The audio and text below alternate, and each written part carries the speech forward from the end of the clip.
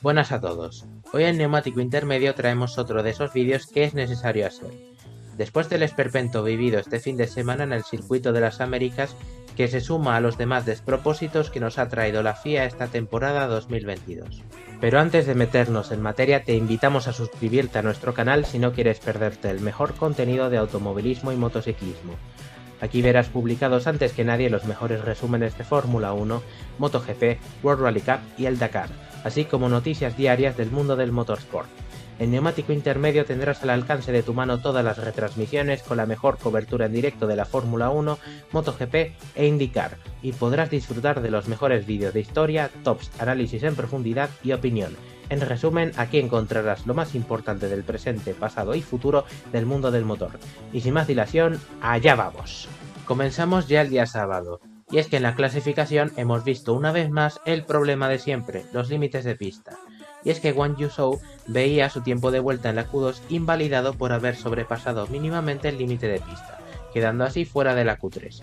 Justo lo contrario sucedió con Max Verstappen, que pudo colocarse en la primera fila de la parrilla a pesar de exceder los límites de la pista en su única vuelta de la Q1, por lo que si la FIA hubiera sido coherente a la hora de sancionar, el recién coronado bicampeón del mundo debería haber salido último el domingo.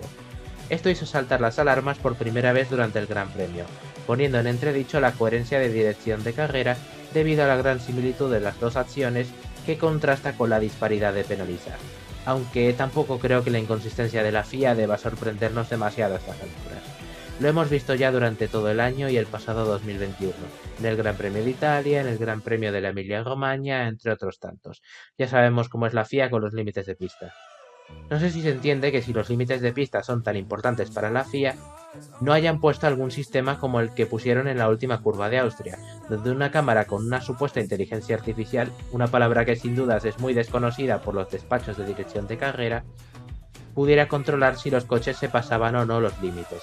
Y es que en ese mismo Gran Premio cancelaron una vuelta de la Q2 a Checo Pérez cuando la sesión había terminado, porque había pasado los límites en una zona que no tenía ese control automático. Lo dicho, los límites de pista no son lo único que necesita algo más de inteligencia y no precisamente artificial.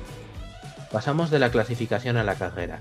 Se apagaron los semáforos y George Russell, una vez más, volvió a ser una cafrada de las suyas, añadiendo una más a la lista en esta temporada 2022. ¿Que no? Vamos a recordar algunas. En Silverstone cerró a Gasly, lo que provocó el enorme accidente de Guan Yu Zhou en la salida. En Austria sacó a Checo Pérez de la pista y lo llevó a la grava después de que el mexicano le adelantara por el exterior, a pesar de que el de Red Bull le dejó espacio suficiente. Tampoco olvidemos Singapur, donde adelantando a Schumacher le golpeó y le provocó un pinchazo, cuando literalmente tenía toda la pista para poder tirar el coche sin tocarse. El inglés se pasó de frenada en la primera curva del Circuito de las Américas, tocando a un Carlos Sainz que salía en la pole, haciéndole trompear y obligándole a abandonar, sumando ya el sexto abandono de la temporada. Claramente se vio que todo era culpa del piloto inglés, y así también lo consideró dirección de carrera, que le dio 5 segundos de sanción. Seguramente el de Mercedes mereciese algo más, teniendo en cuenta las consecuencias de su maniobra, aunque se puede entender que al ser una primera vuelta la FIA tuviera un poco más de manga ancha. No obstante, eliminó a uno de sus rivales en la lucha por la cuarta posición del mundial. Pese a todo, lo que vino después sí que no tuvo ningún tipo de sentido.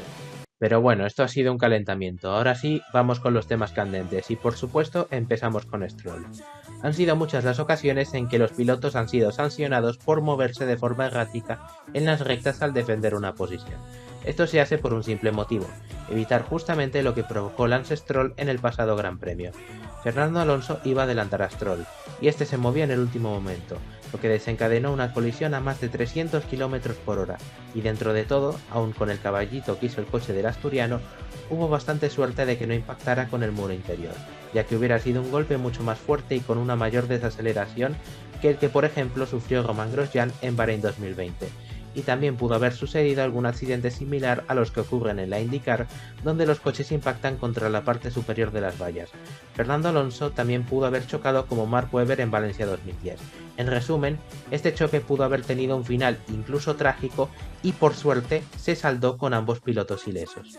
Este tipo de movimientos es completamente inaceptable e inadmisible y debería sancionarse severamente, sobre todo cuando genera un accidente así, porque como siempre hasta que los accidentes no tienen consecuencias fatales, la FIA no toma medidas. Sin embargo, la FIA no pensó igual. La sanción de 3 puestos para la parrilla del Gran Premio de México para Stroll es una broma de mal gusto, teniendo en cuenta las consecuencias que pudo tener su accidente. Da igual que la víctima sea Alonso, Hamilton, Vettel, Latifi o quien sea, por si así alguien se lo pregunta. Las imágenes hablan por sí solas. La maniobra del canadiense fue merecedora de una sanción mucho mayor. Recordemos que en 2012 a Romain Grosjean le dejaron una carrera sin correr por la maniobra que protagonizó en Spa. ¿Alguien cree que esta acción fue menos peligrosa que aquella? Para nosotros no. Esta maniobra fue a mucha más velocidad. Pero bueno, esto ya lo dejamos a vuestro criterio. En cualquier caso, esto es un tema de seguridad, algo que por otra parte a la FIA solo le interesa de vez en cuando. No se pueden usar piercings por el peligro de que se calienten en caso de incendio, pero provocar un accidente como el de ayer en plena recta a 300 km por hora sale más barato que sustituir la caja de cambios. Ahora vamos con el tema de Fernando Alonso, Checo Pérez y la sanción por el tema del espejo. Primero vamos a dejar algo claro. La FIA hizo bien en no sancionar a Checo. Tenía el alerón delantero igual que el de Leclerc en Silverstone. No era un peligro y el coche podía mantener el ritmo, así que no era necesario meterle en boxes. Sinceramente, mientras este no quede colgando con riesgo de soltarse, dirección de carrera no debería obligar al piloto a pasar por el garaje. Ahora, el caso de Fernando tiene bastantes matices. Para empezar, el accidente fue en la vuelta 22, es decir, la FIA tuvo más de media carrera para decidir si el coche de Fernando era o no seguro por tener el espejo colgando o directamente por no tenerlo, y de hecho, solo se tomó la decisión de sancionar porque Haas se quejó del asunto, puesto que ellos han sido llamados varias veces a boxes por la FIA durante las carreras para que les arreglaran los desperfectos al coche, sobre todo en las primeras vueltas de algunas carreras con el alerón delantero de Kevin Magnussen. Pero eso no es todo, ya que la sanción llegó 24 minutos más tarde de lo que está establecido en el reglamento. Sin embargo, tal y como señaló la propia FIA en su comunicado, los comisarios, amparándose en el artículo 13.3.5 del Código Deportivo Internacional, decidieron que no era posible cumplir con el tiempo límite en este caso. Y sí, señoras y señores, lo que viene a decir la FIA en estas líneas es que se pueden saltar el reglamento a la torera cuando ellos lo vean necesario. No solo dejaron de hacer su trabajo al no sacar la bandera blanca con círculo naranja al asturiano cuando procedía, como han hecho a lo largo de esta temporada en los casos que ya hemos mencionado, sino que encima se saltaron su propio reglamento, admitiendo una sanción que se presentó fuera de plazo. Todo esto, claro, está sobre un coche que la propia FIA decretó como seguro, tanto durante la carrera como en la verificación posterior. Es curioso que, por ejemplo, en el Gran Premio de Japón de 2019, Hamilton pudo completar la carrera después de que una pieza de Leclerc le dejase sin espejo retrovisor, y que el propio Leclerc recibiera 10 segundos de sanción en esa misma carrera por tener piezas que se caían del monoplaza como la que golpeó al coche de Hamilton, pero tampoco se le dijo nada por hacer toda la carrera sin un espejo. Es decir, ninguno de los dos llevó espejo retrovisor durante gran parte de la carrera y no se les penalizó, y a Leclerc, que literalmente las piezas golpearon a otro coche, solo recibió 10 segundos de sanción. Curioso, cuanto menos. Todo esto después de que Fernando Alonso hubiera protagonizado una nueva exhibición sobre el circuito de las Américas, tras acabar la carrera en séptima posición, después de protagonizar con Lance Stroll un incidente que pudo costarle algo más que un simple abandono.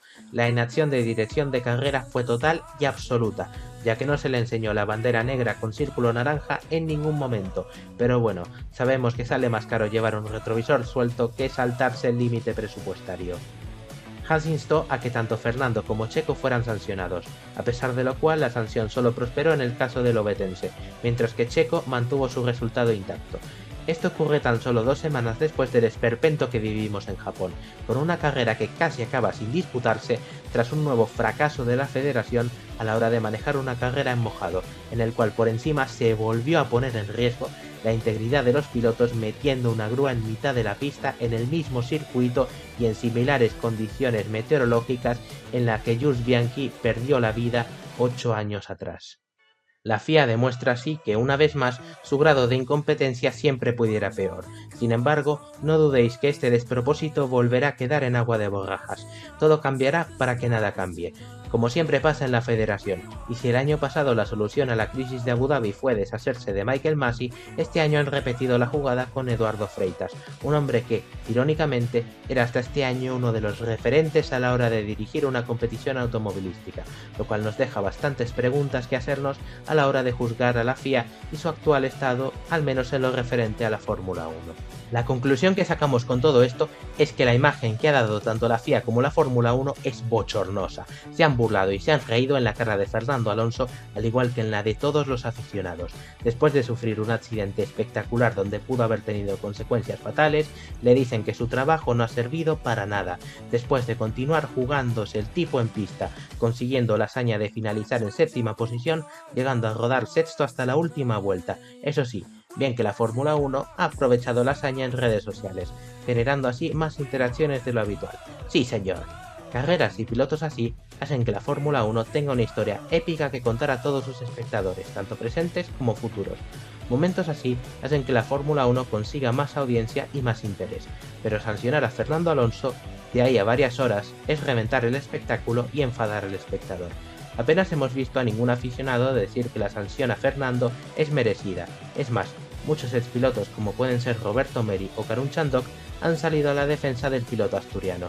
Como dijo el propio Fernando a través de sus redes sociales, la decisión que se tome el jueves respecto a lo ocurrido dictará si vamos en la dirección correcta para el futuro o por el contrario, esto sigue sin ser un deporte. Pues hasta aquí el vídeo de hoy, un poco más distinto de lo normal. Pero como siempre, si te ha gustado dale a like, suscríbete y síguenos en todas nuestras redes sociales para ser cada vez más grande a la familia de Neumático Intermedio. Nos vemos en el próximo vídeo y hasta la próxima.